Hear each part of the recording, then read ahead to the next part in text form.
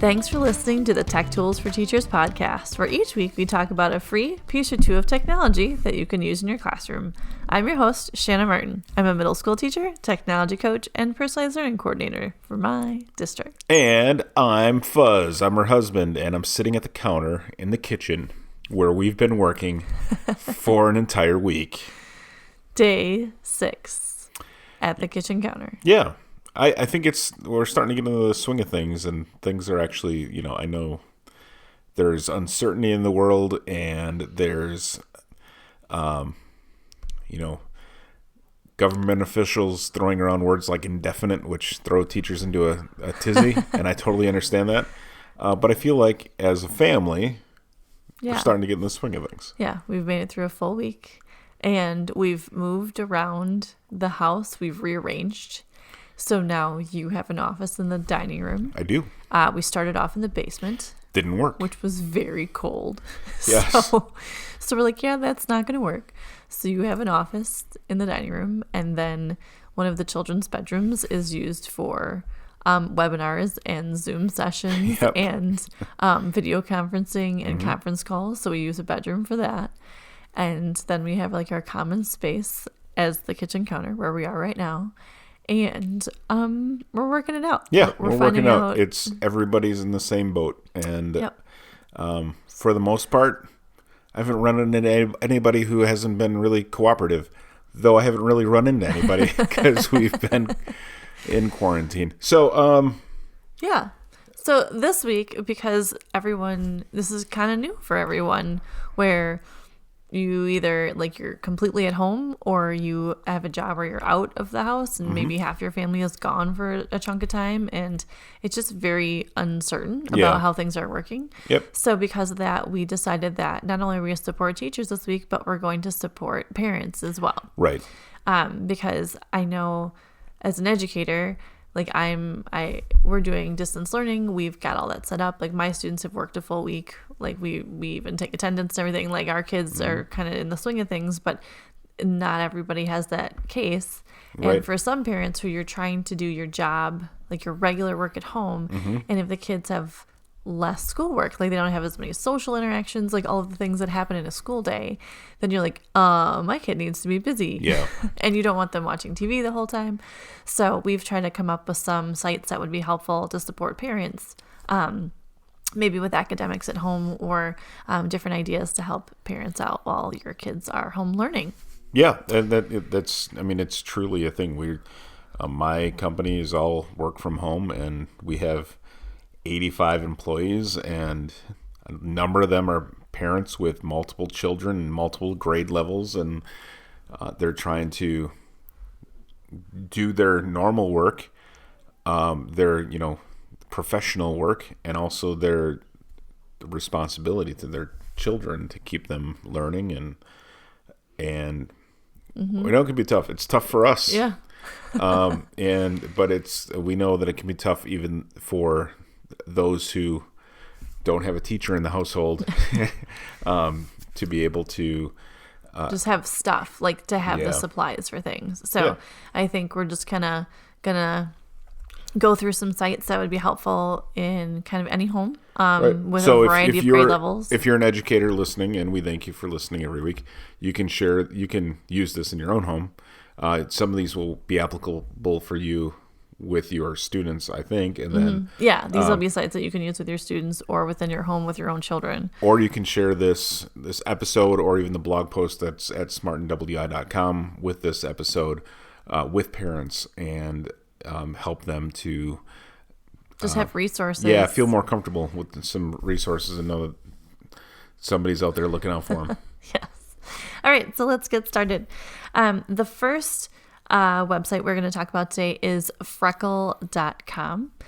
It is a site that covers a variety of, it covers all grade levels. It starts in first grade all the way up through 12th grade, and it's a supplemental website. So as a teacher, you can use it in your classroom, and you're able to use it to help kids with RTI. So if you're going to be, or various other things, but if you want supplemental work for students, so extra grammar practice, extra understanding of a variety of vocabulary practice, or if they need if they need online practice, or if they need additional resources or fluency practice or social studies, science, that kind of stuff. But the main two that it focuses on are language arts and math. Okay. So while there is some supplemental materials for social studies and science, the main things you can use online are for reading and math. Okay. And what you do is, as a parent, you would sign up as an educator, and you just throw your own child in your class. Or as an educator, you can create a class. And you can use the free version. They do have a paid version that gets fancier, but basically you can do skills practice with Freckle. Okay. And what's kind of nice about it is if it adapts to students' levels. So a student, they do like a pre-assessment. They go in and they see what levels they're at for, like, let's say vocabulary. And then it will assess them, see what grade level they're at, and then it will work through from the level they're at and like give them more and more difficult things, and it kind of checks back. So it is adaptive. So as they're doing math or reading skills, it challenges them, which is kind of nice. But also Freckle has printable resources. So there's actual like sheets that kind of go with the online practice. So if you're trying to get kids off their screens because they've been on the screens too much, but you still want them to have supplemental work, you can actually print the sheets and have supplemental work that way. So Freckle does both online practice that will go and adapt to reading and math levels, or you can actually print off resources as well. So that is Freckle. So for parents, you could just sign up as an educator, and it's really quick. You sign in with Google, you kind of would throw your kid into your roster, and then you would be able to kind of supplement from there. Another site that works very similar to that, and I think most people are familiar with, is Khan Academy. Yep.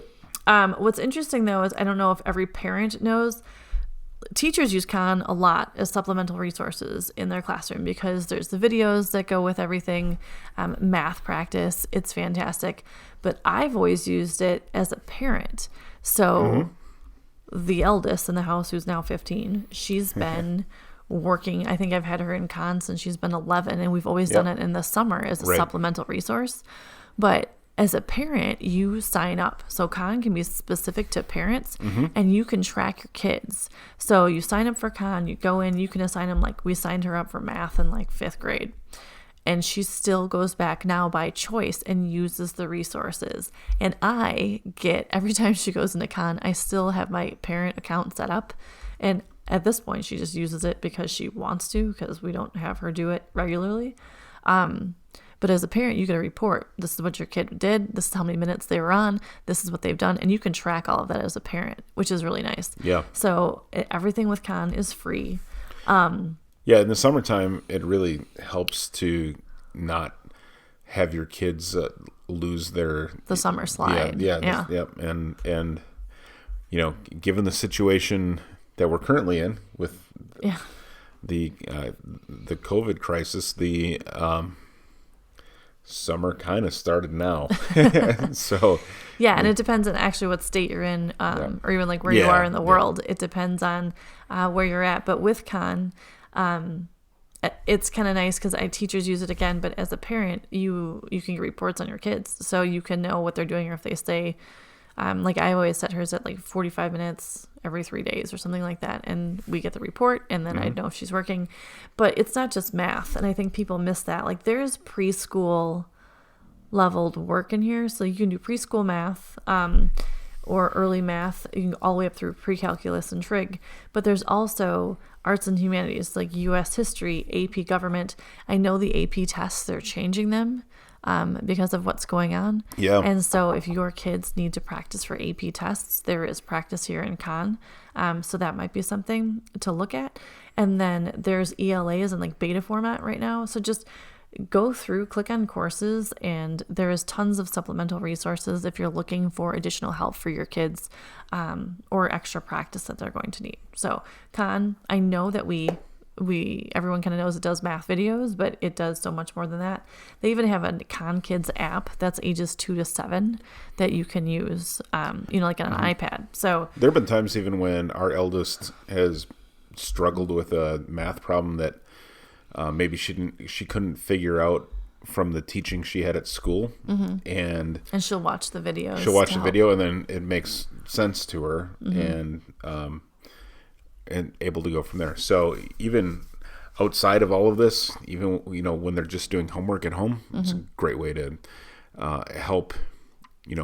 You might not remember calculus or I never took trigonometry as a parent. You may have forgotten that because you might not use it in your day-to-day life. But if your child comes to you and says, I need help with this, that's a good resource to go to say, hey, take a look at this, watch this video, and if you still can't answer it, then email your teacher. Yes, there you go. The next sites we're going to do kind of focus on, outside of in reading and math, social studies and the rest of the world kind of going on around us. National Geographic actually has a really cool resource. It's nationalgeographic.org. I guess I didn't go through websites today. The first one is freckle.com. The second one is easy. khanacademy.com. KHAN. Yes. And then the third one, nationalgeographic.org. And then you do /education. And they have educational resources. So like they have suggestions like what to teach this month, Women of NASA, and you click on it. And then there's cool resources. And there's articles about what went on in history at the time. And there's cool information that goes along with that. But then it also gives you, under education, they have classroom resources, they have libraries, they have mapping. So if you're looking just for something for your kid to kind of explore through, they have Map Maker Interactive, which is fun. They can build maps using like world maps and use the online tool to pick out like, different places in the world or identify what's going on. So it's kind of cool for kids to explore through National Geographic, and the education section is specific for educators, but also great for supplemental materials as well. Another social studies one I've talked about before, which if you're a parent and your kids love to game and you want them to earn maybe game time while you're home with them, but you want them to be educational and not like Slither Joe. Yeah. So iCivics.org is something I use in my classroom a lot. It reinforces the skills that you learn in social studies. Yeah. And under play, you have games, which I use. So like Cast Your Vote, Election Day is coming. It teaches kids about voting practices, which is relevant. Yep. Crisis of Nations. It talks about handling international crises, and it's a game based on that. And it's like educational as you're going through. They have Immigration Nation, which my kids play, and you have these little like characters that are coming from different places. They have Lawcraft, so you learn about how laws are made in Congress and passed. They have Win the White House, which is your a presidential candidate and you run. So these games, each one, when you go to the site, it's cool because it says playtime, so how long it would take a student to play or a kid to play on average. So like this is a 15-minute game. Great. Most of them, they're really well done. So they're cartooned. They have sound. So your kid's going to want headphones or earbuds because they listen to the directions. So if you have a younger student that's going to play and you know that they can't read all of the directions, the games will walk you through them. So if you have headphones, they like say, okay, now click on this. And they walk you through how to play the game. So none of them, this is like 30 plus minutes. I don't think any of them really go more than like 40 at the max. Like they're not, it depends on how long you sit there and play them, but they're definitely educational, but fun and relevant to what's going on in the world right now, which is pretty cool. So iCivics.org/games. Yes. And again, a favorite in my classroom is Win the White House. I think every kid, like I have had so many students download it and be like, I have it on my phone and I was playing. I'm like, what, at home? And they're like, yeah. So you usually do this lesson in your class where they create a presidential candidate, right? Yes. When does that normally happen in the school year? In the fall. Oh, it's in the fall. So you've already done it. Yeah. Okay. Yeah, we did it. I do it in the fall around election time. Okay. So, around November. Okay. Yeah, sure. In November. So we do it usually end of October, November, and then we run our election on election day. Gotcha. Okay. Yeah. I didn't know if that was something that happens in the spring, in which case. No. Yeah, but my kids are already done. But my kids have played Win the White House, and I still, I give it back to them as a review, even like how a bill becomes a law, and then so I have each unit that I teach kind of has one of these games that go with it. So Sure. the kids play them supplementally, and apparently at home for fun. But More power to them. yeah, and they're really engaging. I mean, I like to play them, but they're also learning stuff. Our next site is another one we've talked about before, but just if you want to be practicing your world languages, Duolingo, I think is the go-to for everybody. You've talked about it. We've used it a lot.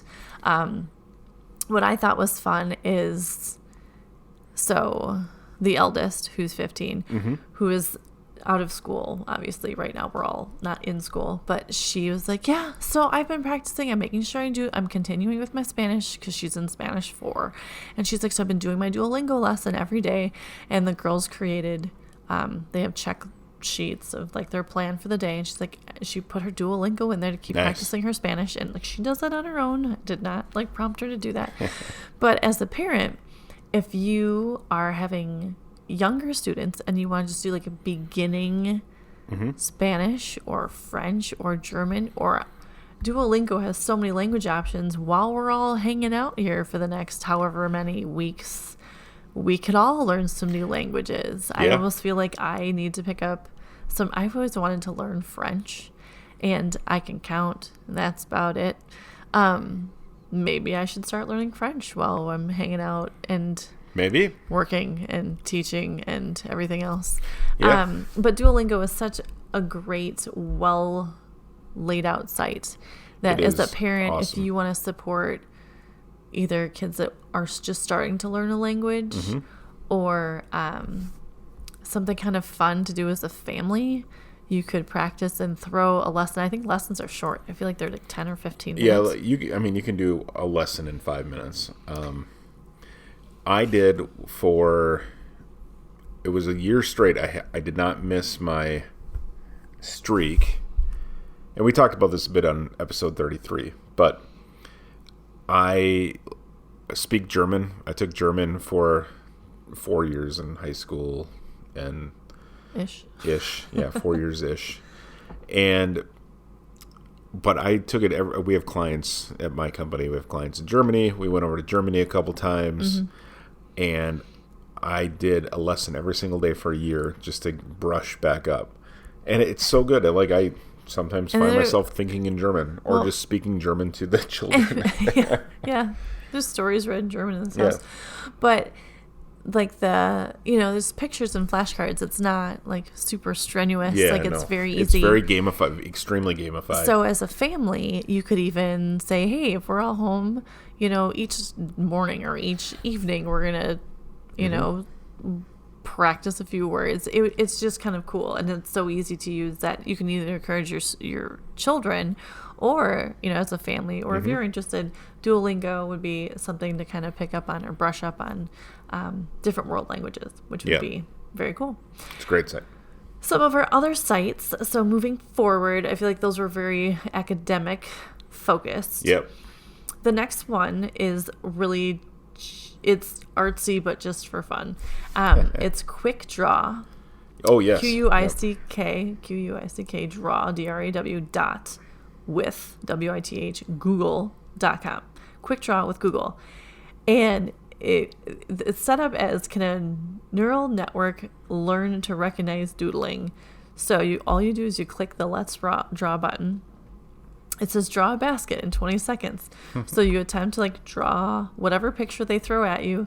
And at the bottom of your screen, it literally guesses what I'm drawing. So right now it says I'm drawing a blueberry. It's a flying saucer. It's a piece of bread. Apparently this does not look like a basket. It's a lock. It's a purse. It's a cupcake. And I failed. Draw grapes. Okay. So all it does is it gives you a timer, and you have to be able to draw pictures in Google. And then it's grapes. It got it. Hooray. And so it just throws these little fun drawing challenges out. So it's really entertaining. Yeah, I just got 6 for 6 in the time you started talking about it. Nice. Well, good for you. I got 2 while I was talking at the same time. So it's quickdraw.withgoogle.com. And you can do it on an iPad. You could do it, any sort of tablet. You can do it on a Chromebook. You can do it with a touchpad, or a mouse. And it's highly entertaining. And you just draw doodles, and you try and get Google to guess that you have drawn what they gave you. Yeah, that's really fun. It's kind of like Pictionary and Solitaire all in one. So that's fun and, yes, quick entertainment. Good. The second one is called Pixel Art. Okay. So that is pixilart.com. And you can create and share, create an account. It's up to you. Or you can just start drawing. And there's like parents and teacher guidance, there's some explanations in there, and they give you a blank page and you just start drawing. Oh. And there's templates, and there's all kinds. There's pens and pencils and erasers and filler and colors, and you get to draw. You just get to draw. You can save your drawings if you want to. You also can download your drawings if you want to.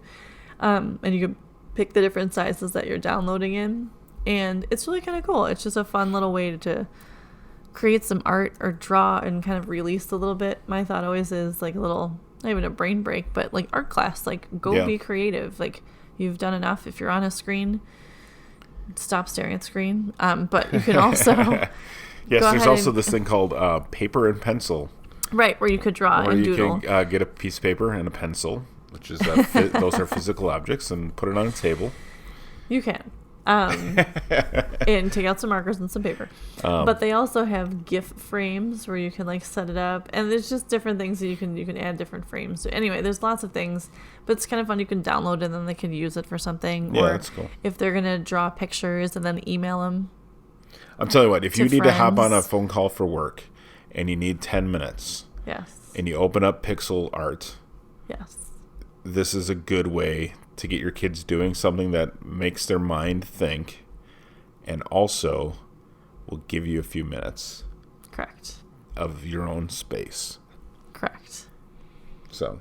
Because sometimes paper and pencil, while you can do it for a while, sometimes the screen also helps. Yes. So it's Pixel your Art. eyes, it's pixelart.com, but it's PIXIL art.com, not EL, like you would normally spell pixel. Correct. The last site that I have is Go Noodle, which we've talked about before with brain breaks. But what Go Noodle has done, actually, with all that's going on, they have made some adjustments. And so, while you usually have to pay for Go Noodle, they have released a bunch of free versions or free videos that are... They're like brain breaks. So yoga, dancing, challenges, stretching, movement is the whole goal of Go Noodle if you've not used it before. But it's called Go Noodle Good Energy. And you click on as a parent, and they have a whole variety that they've opened up. So before the stuff used to be paid, a lot of it was paid. Now, because they want kids up and moving and they want things happening for health reasons, they've opened up a lot of stuff, which is awesome. So it's family, family.gonoodle.com. And so they've opened up a bunch of what educators were paying for before, and you still have some paid parts, but for families, then they have created a space where you can throw these up on your TV or on a screen. And like great big moves, like there's a song and a dance. They have strength and focus, and they have a yoga section. And each of these videos is under 4 minutes, but they're basically just to get movement happening in your house, kids up and moving. They have all their little channels that you can kind of pick from. But it's kind of cool that they have released that, especially for families right now, is that you can get the kids up and moving, and breaks between their academics and they're fun, and they're highly entertaining for that. Yeah. So family.gonoodle.com? Family.gonoodle.com. for that. But we've also, and you and I have talked about this, I think, while our big focus is always on tech, we're also trying to also not be in front of our screens all of the time. Yes. So you have come up with our house way of getting away from screens. Yes. Too. I mean, so we do I guess it's kind of like a workout of the day here at our house. And I do it for me. So I have I've got my dumbbells. I don't have a ton of equipment here. I typically would work out at a gym. But I've got a few sets of dumbbells at varying weight. I've got some PVC pipes that we can use for stretching and for like overhead stuff. They're narrow, by the way. Yeah, like thin. Yeah, they're like the like 1 inch. Like at a CrossFit gym, they use PVC pipes as like a training bar type thing, or for using for stretching and stuff like that. So I've just been using that as a, kind of using the tools that we have available to us, right? Like using the steps to the basement for doing box step ups and things. But for the kids, what I do each day is I create a workout, and there is an app called Interval Timer. All one word, Interval Timer, and you can set like every minute on the minute clock. So you can set a clock up to say for 12 minutes, it's going to ding every minute, and you can set up like 3 different things for kids to do each minute. So our little one is really into horses right now, so she wanted to act like a horse. She's a horse workout. Yes, so we created a horse workout where the first minute she runs around the couch 3 times. We call them horsey gallops. The second minute she crawls around the couch twice. And the third minute she side shuffles, which horses don't do, but she doesn't. Which is galloping though, or something. Yeah, it's kind of it's like a side shuffle thing. It's something I know that she'll do, so she does that. With the older child, and then she repeats that. So that's a 3-minute interval. Yeah, so it's then 3 minutes. She repeats it. Yeah. So every minute she does one of those movements, and then it repeats until the timer's done. So again, the app is called Interval Timer, and it's free.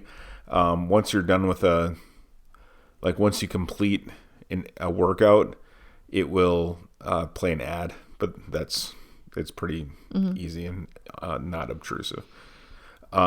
With the older child, what I've done, and she does the same workouts I do and does them, frankly, better than I do now as a 15-year-old, and I'm 41. So we've created a list. I have a list of like 75 different workouts. I just brainstormed things that we could do, movements that we could do. And I have if you type in Google random number generator, it automatically in the search results, Google has a random number generator that you have up there. So I put in from the spreadsheet 1 to 75. I hit generate, and then I use that line as the first movement we're doing for the workout, and then I'll pick another one and another one. And that's how you create your workout. So it's not like, oh, I don't want to do burpees today. Yeah. So tomorrow we're doing up downs. I hate up downs, but we're going to do them just because that's what the workout it's what the workout is. And if there's something that you like to do, like do the things you don't like to do, train your weaknesses. But you could also then say like, oh, I like to do air squats. So I'll just add air squats in there also, but don't cheat yourself. Right. So that's how we're staying active. Yeah. So interval timer, use that for every minute on the minute, or if you want to say, even if you want to use it for non-workout stuff, if you want to just say like you've got, you can watch TV for 10 minutes and then you've got to do 10 minutes of cleaning, and then you can watch another 10 minutes of TV and do 10 minutes of chores. Yeah, you can set the timer the timer to ding, and you can really, you can organize a cabinet in 10 minutes. Exactly. Ding. Now you're in 10 minutes on the iPad. Right. Ding. Exactly. So it's nice. pretty good app, and it's free. So cool. It qualifies for this show. Awesome.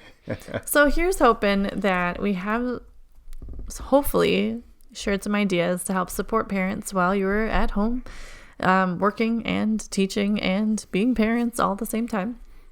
And we really appreciate everybody and all of the things that are going on right now. Yeah. So stick with it, everybody. If you see a nurse or a doctor, what the heck are you doing out of the house? Or hopefully they live with you. But thank them. Yes. And everybody else, all of the, oh my gosh, there's so many people to thank right now. Yes. Yeah. Thank you all. Support your local businesses. Yeah. And thank a teacher, of course. If you are a teacher, you probably are a teacher. If you are a teacher, thank you.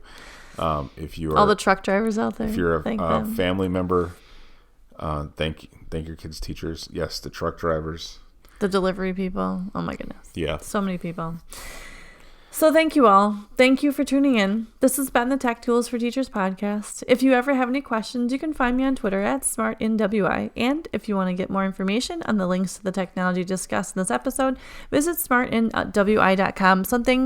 Please share that with other teachers as well. Yeah. Like the EdTech Directory has been used a lot by a lot of people now. Mm-hmm. It's there as a tool. So please share that with other people so that they have those online resources as well. New episodes each week. Thank you for listening. Go educate and innovate. And by the way, quick update. The Smart NWI EdTech Directory is being updated to be searchable. It's gotten so big. We've got, before this episode, we had 144 different pieces of technology on there. And it's growing. So we're making some updates as fast as I can get them into the system. So, but we'll have that up and running here very soon, and it'll be categorized and all that stuff. So thank you for all of your support and listening over the last year and a half. It's been pretty great, year and a quarter. Mm-hmm. The ideas and opinions expressed on this podcast and the Smart NWI website are those of the author, Shanna Martin, and not of her employer. Prior to using any of the technologies discussed on this podcast, please consult with your employer regulations. This podcast offers no guarantee that these tools will work for you as described, but we hope they do, and we thank you for listening. Talk to you next week.